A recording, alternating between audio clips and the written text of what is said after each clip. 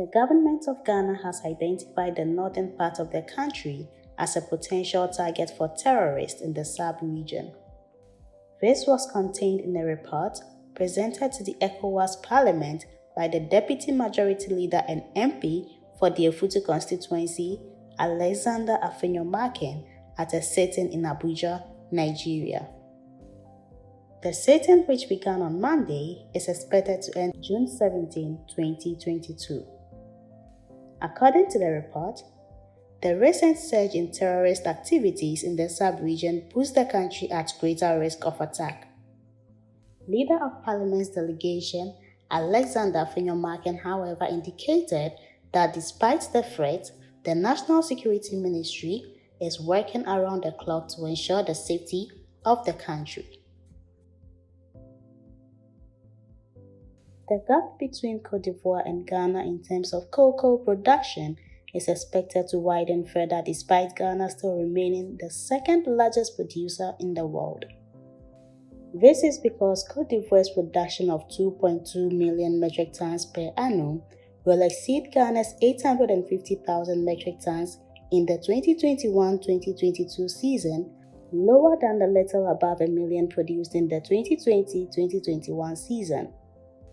According to Business Insider, Cote d'Ivoire's cocoa production will drop marginally to about 2.1 million in the 2021-2022 crop season, but still far higher than the expected 850,000 metric tons of cocoa beans production.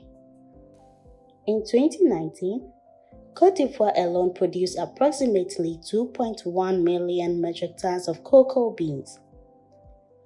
The nation is expected to produce a similar volume of cocoa beans during the 2021-2022 crop year. This will still maintain its lead as the largest producer of cocoa beans in the world after overtaking Ghana in 1978. Meta Platforms, the parent company of Facebook and Instagram, is facing 8 new lawsuits after lawyers with the Beasley Allen law firm filed a series of complaints this week accusing the company of exploiting young people for profit. The complaints also accuse Meta of employing addictive psychological tactics to get people to use their platforms more frequently and failing to protect young and at-risk users, according to a press release from Beasley Allen. The lawsuits filed in Colorado, Delaware, Florida, Georgia, Illinois, Missouri, Tennessee, and Texas claim that users' prolonged exposure to Meta and its platforms has led to actual or attempted suicides, self-harm, eating disorders, anxiety, depression, and reduced ability to sleep, among other mental health conditions.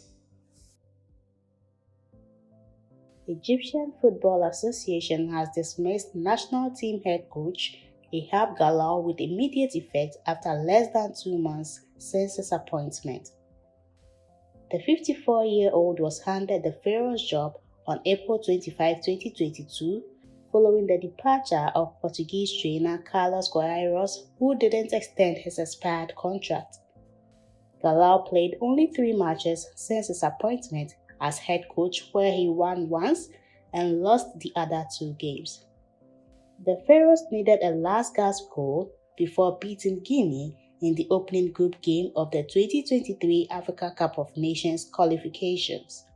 Egypt suffered a shocking 2-0 defeat to Ethiopia in the second game, which led to the decision to let him go despite being in charge of the team for just over a month. Galal was on the verge of losing his job even before their humiliating 4-1 loss to South Korea in an international friendly match last Tuesday. The management of gospel artist Joyce Blessing has called on the general public to ignore a video circulating of the artist supposedly drunk. According to management, the video is not only an old one, but claims that the singer was begging her lover to return to her are false. In a press statement signed by Joyce Blessing's manager, Ernesto Fori, he noted that This video is an old video of a loving wife expressing private feelings to her husband, and the contents were not meant to be circulated publicly. The manager stated that some persons with malicious intent are only trying to destroy the reputation of the singer. The press statement comes hours after fetish priestess turned evangelist Nana Agrada shared a video of Joyce Blessing drunk and confessing her love for a man she calls Kwame.